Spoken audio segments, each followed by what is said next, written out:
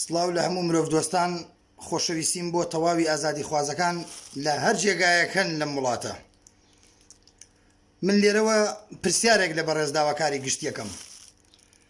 بە چ یاسایەک، بە چ قانونێک، بە چ مادەیەک، بە چ فەقەرەیەک تۆ کەسێک دەستگیر ئەەکەیت، کەسێک سجن ئەەکەیت کە خزمەتی وڵاتەکەتی کردووە، خزمەتی نیشتیمانەکەتی کردووە.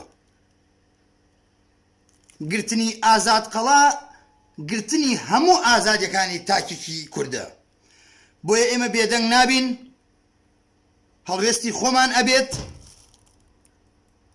من لە هیچ یاسایەکان نەمبینیوە، هیچ لە هیچ یاسا و ڕێسایەکی هیچ وڵاتێکا من نەمبینیوە کەسێک بڵێ با بە شارەکەم کاول مەکە، تۆ بچی دەستگیری کەیت. ئەی باشە ڕۆژانە ملیارەها دۆلار ئەخورێت و ئەدزرێ بە ئاشکرا،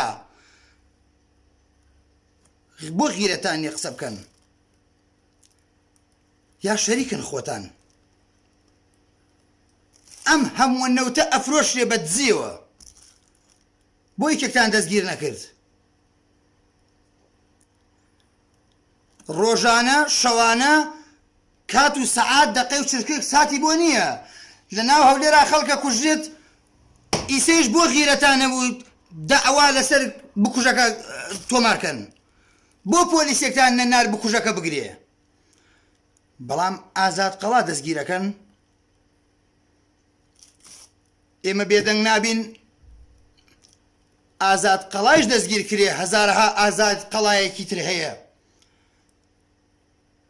بۆیە هەڵوێستی خۆمان نەبێت، بێدەنگ نابین. گرتنی ئازادقەڵا گرتنی هەموو ئازادیەکانە. ئازادقەڵا بە تەنها نییە، ئێمەی لەگەڵین، ئێمە ناتوانین دەست لەو پیاوەڵگرین. کوا ئەخلاقتان، کوا شەرەفتان، هەموو دنیا ئەزانێت کاتێکە کەسێک دەستگیر ئەکرێت، سەرەتا ئەبرێتە مەرکەز، ئیفادەی لێ وەرەگیرێت، ئەبرێتە بەردەم حاکم بڕیارەدا یا ئازاد یا حکم. ملازم ئەوەلێک و ڕایدێک بە ئەمری خۆیان مەفرەزێک دەرەکەن بۆ دەستگیرکردنی کاگازات. دەسەڵگرن لەم کارە قیزە و نانەتان، دەسەڵگرن. یعنی بەسە گەشتووەتە ئێرەمان، بۆ دزەکان ناگرن. کابرا و توێتی شارەکەم تێک مەدە، هەدیقەیەکە تێکی مەدە، ڕۆژانە خەڵک تیا دانیشێت.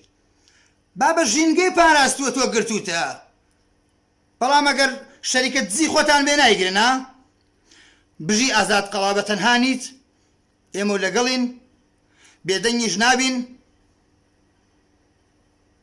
تۆ بە تەنها نیت، ئازاد نابێ بگیرێت، ئازاد دەبێ ئازاد کرێت. خۆشەویستیم بۆ هەموو ئازادی خوازان، بۆ هەموو مرۆڤ دۆستێک.